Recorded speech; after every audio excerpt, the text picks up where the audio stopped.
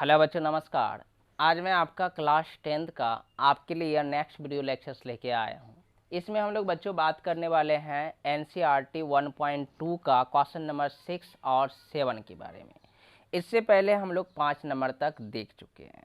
तो आइए बच्चों, 6 नंबर में क्या कहता है? कहता है दिया हुआ टर्म आपका एक भाज्य संख्या है या नहीं है। तो सबसे पहली बात हम जानते हैं कि भाज्य संख्या किसे कहते हैं। याद रखिएगा बच्चों, भाज्य संख्या उसे कहते हैं जिसमें जिस भी टर्म में, देखिए जिस संख्या में आपका खुद से तो लगेगा, एक से भी लगेगा, उसके अलावा किसी अन्य से भी वह भाग लगना चाहिए उसमें, तब वह आपका भाज्य संख्या होगा। जैसे एग्जाम्पल्स के लिए यदि आप 2 को लेते हो तो 2 में 2 से लगेगा, 1 से लगेगा, लेकिन यह दोनों के अलावा कोई तीसरा संख्या से यह विभाज्य नहीं होगा। इसका मतलब 2 आपका भाज्य संख्या नहीं है।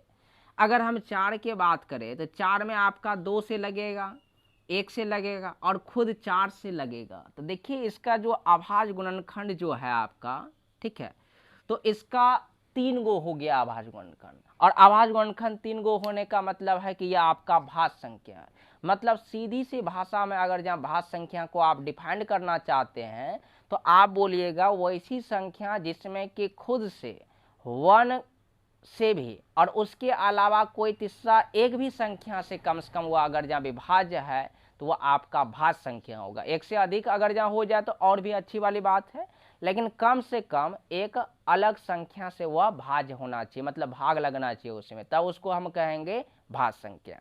तो आपको समझ में आ गया होगा कि भाज्य संख्या किसे कहते हैं। तो आइए हम अब इस सवाल को बनाते हैं। देखिएगा, ध्यान दीजिएगा और समझने का प्रयास कीजिएगा। तो देखते हैं, ध्यान से देखिएगा। सबसे पहली बात, नंबर 1 टर्म लेते हैं, 7 गुना 11 गुना 13 प्लस 13। ठीक बच्चों, यदि इसको आप सॉल्व करोगे तो सॉल्व करने के दरमियान आप देखिए दोनों में 13 है, 13 कॉमन निकाल लें तो 7 गुना 11 प्लस 1 बचता है। तो यहाँ हो जाएगा 13, यहाँ बन गया आपका कितना 77 प्लस 1, यह बन गया 78 प्लस गुना कितना 13। तो अब 13 गुना 78 आप कर सकते हैं, कितना होता है देखिए ध्यान से, ठीक है। तो गुना कीजिएगा, 8 या 24, 7 या 21, 21 और 2 आपका हो गया 23, और यहाँ 8 7 4 11 9 1 10, मतलब 1014 हुआ। 1000 कितना हुआ आपका 14। तो 1014 जो हुआ, हमने इसको कॉमन निकाल के इसको हल किया। यदि आपको कॉमन निकालने में तकलीफ है तो इसको आप ऐसे भी हल कर सकते हैं, ध्यान दीजिए, लेकिन दोनों में कोई एक ही आप उतारिएगा, दोनों में कोई एक ही आप उतारिएगा। तो इसको हम लिख सकते हैं 11 7 77 गुना 13 प्लस 13। तो 77 गुना 13 कर लीजिए, पहले 77 गुना 13 कर लीजिए। तो 7 या 21, 7 या 21 और 2 आपका 23, 7 7 1 0 और यहाँ 9 1 10। तो यहाँ आ गया आपका कितना 1001 प्लस 13, तो यह बन गया 1014।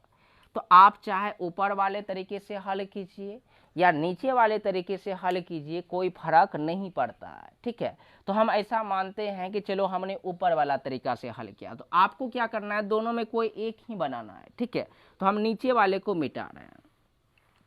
अब आपसे हम पूछ रहे हैं, क्या 1014 को आप अभाज्य गुणनखंड के रूप में लिख सकते हैं? मेरा मतलब है, कहने का मतलब वर्ग इसका क्या आप लिख सकते हैं वर्ग के रूप में? इसको देखो तो 5, फिर आप कटाते रहिए 0 7, फिर ढेर सारा आपका यह कटते चला जाएगा, ठीक है।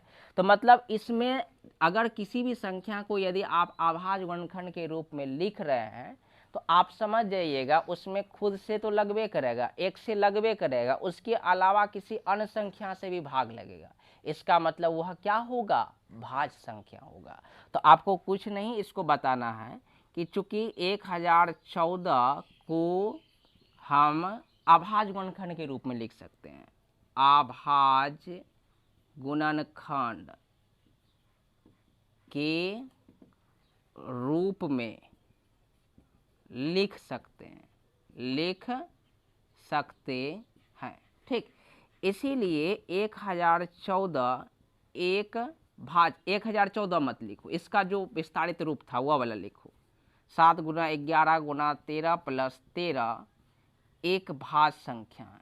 एक क्या है आपका? भाज संख्या है। ठीक, तो फर्स्ट टर्म आपका सॉल्व हुआ। अब सेकेंड टर्म की ओर बढ़ते हैं। इसको आप लिखिए क्योंकि हम इसको मिटाएंगे और सेकेंड टर्म को आपका सॉल्व करके दिखाएंगे। इसको मिटा रहे हैं, लिख लीजिए आप इसको।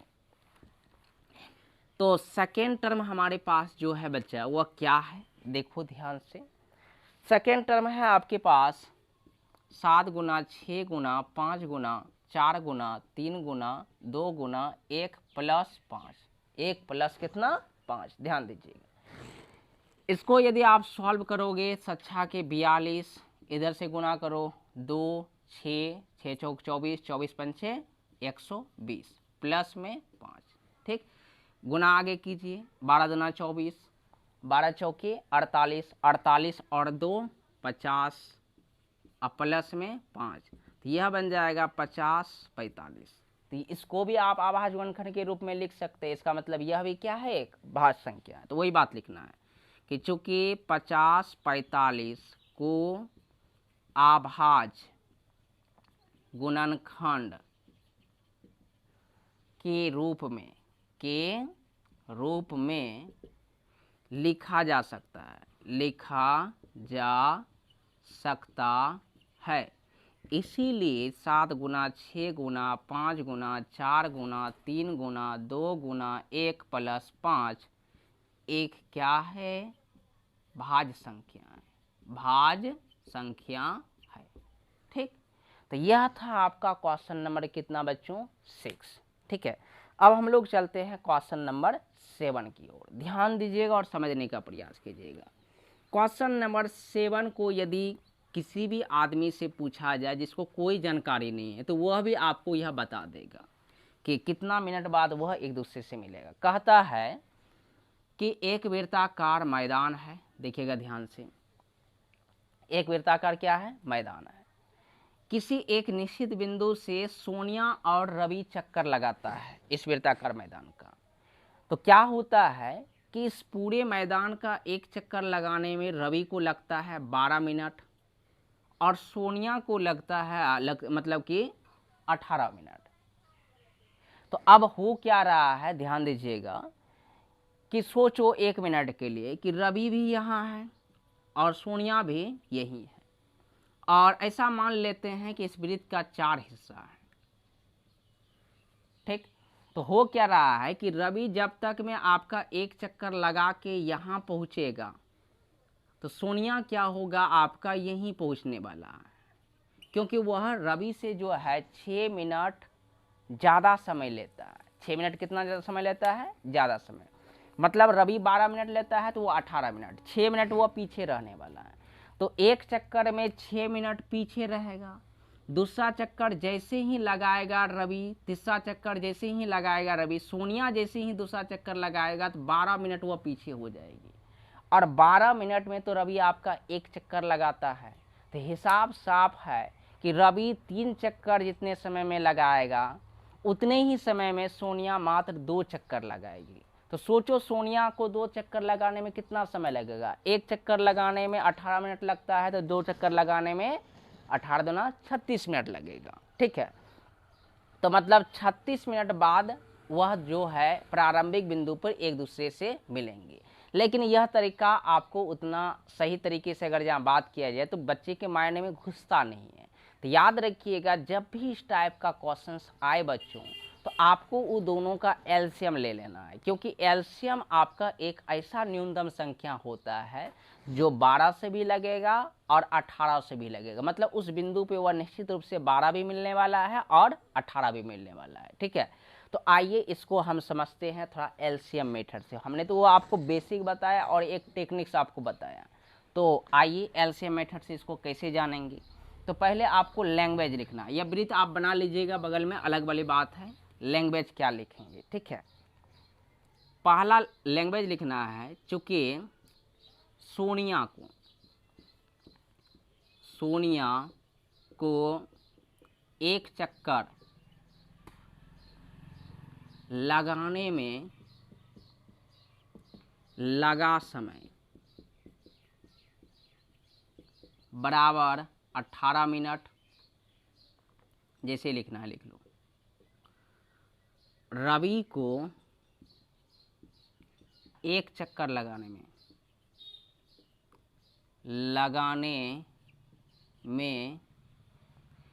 लगा समय बराबर 12 मिनट। ठीक है, इसलिए आपको क्या करना है कि 18 और 12 का पहले एलसीएम निकालना है। तो 18 और 12 का एलसीएम निकालने के लिए आप किसी भी मेथड्स का यूज कर सकते हैं। हम अभाज्य गुणनखंड का प्रयोग कर रहे हैं।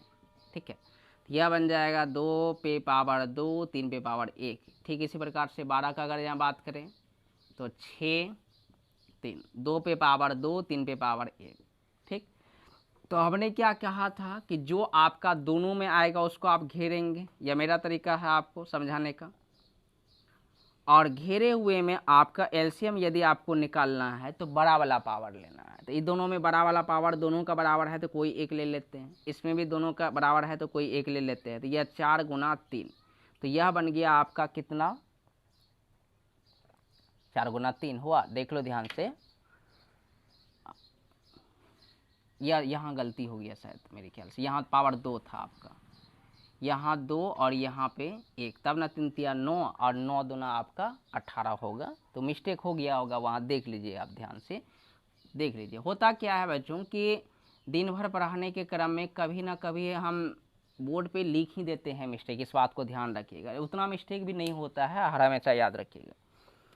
तो यहाँ पे हो जाएगा 3 पे पावर 2। तो 3 पे पावर यहाँ पे भी आप 2 का मान बताइए 9, तो 9 चौके आपका 36। ठीक है, तो आपको नीचे क्या लिखना है? नीचे लिखिएगा, बगल में नहीं लिखिएगा नहीं तो रब कहलाएगा। नीचे लिखिएगा, अतः रवि और सोनिया प्रारंभिक बिंदु पर 36 मिनट बाद मिलेंगे। ठीक है, तो इस प्रकार से आपका क्वेश्चन नंबर 6 और 7 हमने आपको बताने का प्रयास किया। तो बच्चों करना क्या है, थोड़ा सा तो आपको भेजा लगाना ही पड़ेगा। जब तक नहीं लगाओगे तब तक ये आपका होगा ही नहीं। तो इस प्रकार से हमने आपको 1.1 पढ़ाया, 1.2 पढ़ाया। अब अगले दिन जो हम लोग देखने वाले हैं एक्सरसाइज 1.3 को देखने वाले हैं। ठीक है, तो बच्चों आज के लिए इतना ही। मिलते हैं अगले वीडियो लेक्चर्स में, तब तक के लिए आपको धन्यवाद।